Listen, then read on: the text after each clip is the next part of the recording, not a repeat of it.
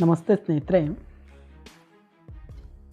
ಬಿಲ್ಕಿಸ್ ಬಾನು ಸಾಮೂಹಿಕ ಅತ್ಯಾಚಾರ ಪ್ರಕರಣದ 11 ಅಪರಾಧಿಗಳನ್ನು ಬಿಡುಗಡೆ ಮಾಡಿದ ಗುಜರಾತ್ ಸರ್ಕಾರದ ಆದೇಶವನ್ನು ರದ್ದುಪಡಿಸಿದ ಸುಪ್ರೀಂ ಕೋರ್ಟ್ 2002ರ ಗುಜರಾತ್ ಗಲಭೆಯಲ್ಲಿ ಬಿಲ್ಕಿಸ್ ಬಾನು ಎಂಬುವರ ಮೇಲಿನ ಸಾಮೂಹಿಕ ಅತ್ಯಾಚಾರ ಮತ್ತು ಆಕೆಯ ಕುಟುಂಬ ಸದಸ್ಯರನ್ನು ಹತ್ಯೆಗೈದಿದ್ದ 11 ಮಂದಿ ಅಪರಾಧಿಗಳು 2 ವಾರದೊಳಗೆ ಜೈಲಿಗೆ ಹಿಂದಿರುಗುವಂತೆ ಸುಪ್ರೀಂ ಕೋರ್ಟ್ ಆದೇಶಿಸಿದೆ.